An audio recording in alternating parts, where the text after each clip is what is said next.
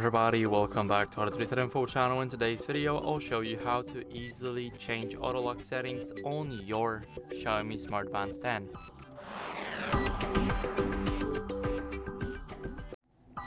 So first, let's grab the watch.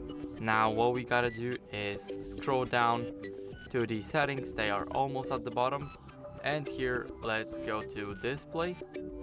Now here we will have the auto lock settings, and we can change it from 5 seconds to 5 minutes. I recommend you guys setting it either at 10 or 20. I think 10 is the most optimal way to auto lock your band, so I'll set it like that. And now if we wait 10 seconds without basically touching it and stuff, then we should have this screen totally turned off. As you guys can see, 10 seconds passed and the screen is now off until we click it. So that's basically it. I hope you enjoyed this video, and if you did, then leave a like, sub and a comment, and I'll see you in the next one.